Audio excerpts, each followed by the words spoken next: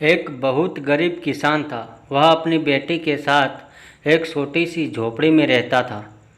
उसके पास खेती करने के लिए इतनी कम ज़मीन थी कि उसकी फसल को बेचकर उसे बिल्कुल थोड़े से रुपए मिलते थे।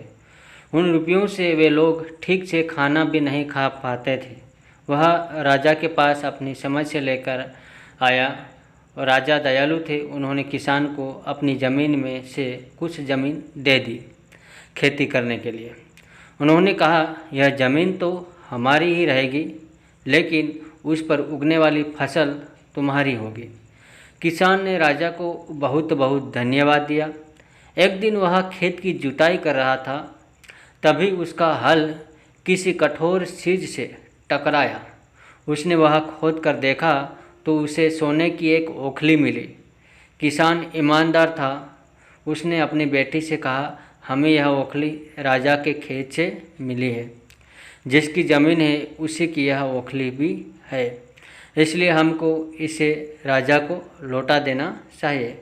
किसान की बेटी बोली, नहीं पिताजी, आप ऐसा मत कीजिए। आपको सिर्फ ओखली मिली है। यदि राजा ने आपसे इसकी सोने की मूसल भी मांगी तो आप क्या करेंगे? आप इस ओखली को अपने ही पास रखिए। लेकिन किसान को यह बात ठीक नहीं लगी। वह बोला, जो चीज़ हमें मिली ही नहीं वह मांगने का राजा का कोई अधिकार नहीं है। वह राजा के पास ओखली लेकर पहुंचा, लेकिन दरबार में ठीक वैसे ही हुआ जैसे कि किसान की बेटी ने सोचा था। राजा ने सोचा कि किसान ने लालचवश मूसल अपने पास रख ली है। किसान बेचारा सोने की मूसल कहाँ से ला कर देता। नतीजा यह हुआ कि किसान को जेल में डाल दिया गया।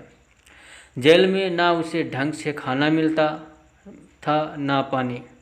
किसान को ऐसी गलती की सज़ा दी गई थी जो उसने की ही नहीं थी। वह खाए पिए बिना निढाल हो गया।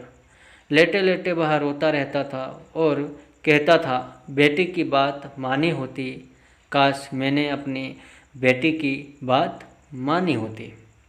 एक दिन राजा ने उसे ऐसा कहते हुए सुन लिया।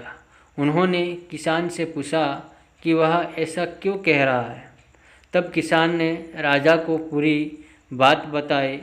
राजा को अपनी गलती का एहसास हुआ।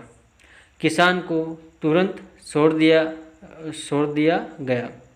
किसान की बेटी को राजा ने दरबार में बुलाया। उसे बात करने के बाद राजा को पता चल गया कि वह कितनी बुद्धिमान है। किसान की बेटी को राज्य के खजाने का मंत्री बना दिया गया।